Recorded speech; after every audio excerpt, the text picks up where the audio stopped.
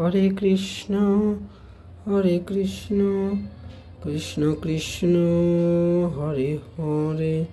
হরে কৃষ্ণ, রাধে রাধে বন্ধুরা। একটা নতুন ভিডিও নিয়ে তোমাদের কাছে আমি চলে এসেছি। তো বন্ধুরা দেখো, এখানে ননী সোনার কিন্তু সন্ধ্যাকালীন পুজো চলছে। আর আজকে ননী সোনা কিন্তু দেখো একটা কি সুন্দর নীল রঙের, নীল আর সাদা কম্বিনেশন একটা সুতির জামা পরেছে, এত গরম পড়েছে বলে। আর সত্যি বলতে যে হারে মানে এই কটা মাস মানে বৈশাখ মাস পড়তে না পড়তেই যে হারে এত তীব্র গরম পড়েছে, তারপরে কি বলতো মানে মানুষ নিজেরাই আর ঠিক থাকতে পারছে না। তাই গোপাল সোনাদেরকে তোমরা চেষ্টা করবে যে তোমরা নিজেরাও বাড়িতে যতটা পারবে লাইট জামা কাপড় পরাতে, কোনো হেভি সাজাবেই না। দরকার পড়লে মানে ওদের কাছ থেকে গলার মালা, হাতের চুড়ি টুড়ি সব খুলে রাখবে।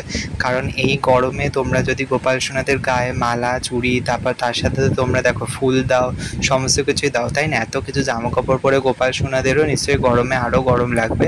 তো সেই কারণে তোমরা চেষ্টা করবে যতটা পারবে কম মালা, তারপর ফুলের মালা ঠালা এগুলো সব গোপাল সোনাদের গায়ে পরিয়ে রাখার, মানে পরিয়ে রাখতে কম চেষ্টা করবে। আর এখানে দেখো পুরঞ্জিত কিন্তু ও তাই ওর ননী সোনার ক্ষেত্রে যেটা করেছে সেটা হচ্ছে ও কিছু মানে কয়েকটা সুতির ড্রেস কিনে এনেছিল। তোমরা যদি ওর আগের দিনের ব্লগটাও দেখো, সেই ব্লগেও কিন্তু ও ননী সোনাকেও সুতির ড্রেস পরিয়েছিল গরমকাল বলে। তো বন্ধুরা, এই ছিল আজকে ভিডিওটা। আমি মেন উদ্দেশ্যে বলতে চাইছিলাম তোমাদেরকে যে তোমরা মানে গরমকালে কিভাবে গোপাল সোনাদেরকে মানে সেবা করবে। তো সেটা আর কি কিছুটা টিপস আমি এই ভিডিওতে দিয়ে রাখলাম। যতটা পারবে কটনের জামা পরাতে, তারপর গোপাল সোনাদের রোজ স্নান করাবে ঠান্ডা জল দিয়ে।